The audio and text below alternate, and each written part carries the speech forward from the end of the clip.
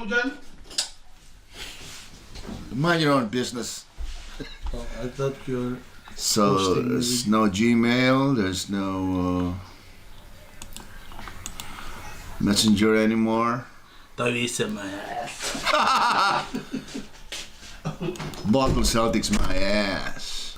But you know guys, kasi kahapon, I stumbled upon a video in YouTube na may pamagat na the flow. The philosophy of flow pala, hindi pala the flow. Ipinaliwanag yung hindi mo kailangan mag-effort. Change venue tayo.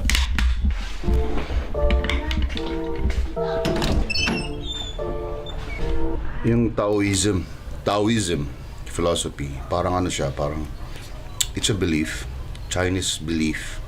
Pugsunin mo for example, kanang kunyari, instant noodles, yung plastic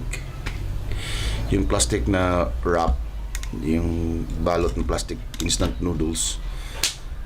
Minsan nahihirapan kang magbukas. Kunyari chippy, di ba? Minsan nahihirapan kang magbukas, di ba? Yung dulo ng ano, yung edge ng wrap ng chippy.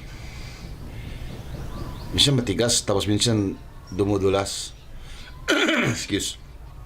Tapos tendency kinakagat mo, di ba? Kinakagat mo na lang, di ba? Yun na example ng forced effort. Ang Taoism daw, you have to do it slowly. Yung parang if-feel mo yung inner voice mo. Buksan mo. Ganyan, buksan mo. Ganyan. Bubuksan. So, ito. Try to breathe deep. Tapos,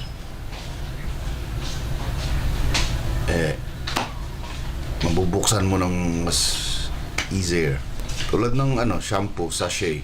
Sa banyo, pag nililigo ka, di ba, tendency, nababasa yung sachet ng shampoo.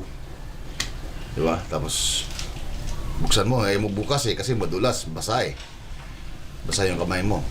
Tapos kinakagat mo na lang, di ba? Kinakagat mo na lang. Nalagyan na ng shampoo yung bibig mo.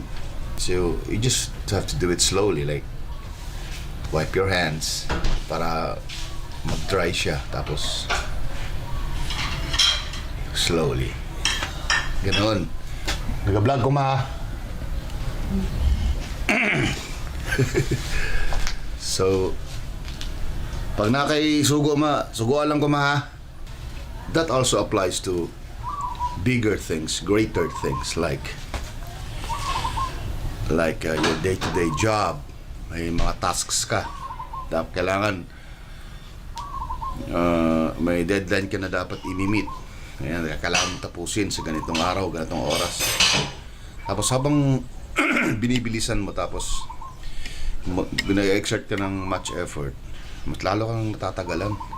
Tapos napapalpak yung ano mo, yung diskarte mo, yung tasks.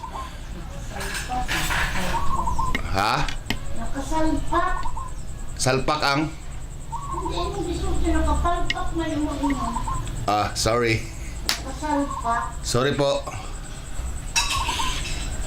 Tapos, yun. Bali, sabi siya, nakalimutan ko nga tuloy yung sasabihin ko. Papalpak na yung diskarte mo kasi nga, nagmamadali ka eh. So, yung mga little details na kailangan ma-perfect or not really perfect, kailangan magiging tama yung output mo, nagiging hindi maganda na yung kinalabasan. Kasi, nagkaka-error ka na marami ng mali kasi nga, binibilisan mo Pero pag dahan-dahan lang, do it slowly. Kasi, ang time tumatakbo, pero kung isipin mo na yung time, short siya, tapos mabilis. Nagmamadali tayo. At the same time, iniisip din natin yung oras, buhay-bilis. But if we act slowly, do it slowly, yung time, andyan lang yan. Hindi naman yan bibilis If you do it slowly, but surely, magiging maganda yung kinalabasan ng gagawin mo. Kunyari, swimming. Diba? Yung mga Olympics, di ba yung mga swimmers, kunyari, yung pagsimula, pag dives, tapos sila, mga ilang balikan. Pansin nyo, yung, kung sino yung mabilis maglangoy, siya yung natatalo. Ganun lang, smooth na yung langoy mo, ganun lang. Tapos, yung effort mo, yung pagbagsak ng kamay mo, tapos ganun. Well, I'm not a swimming expert, pero it's common sense, di ba? It's logical. Hindi mas mabilis yung hatak mo kaysa yung ganun. Di ba? Ray!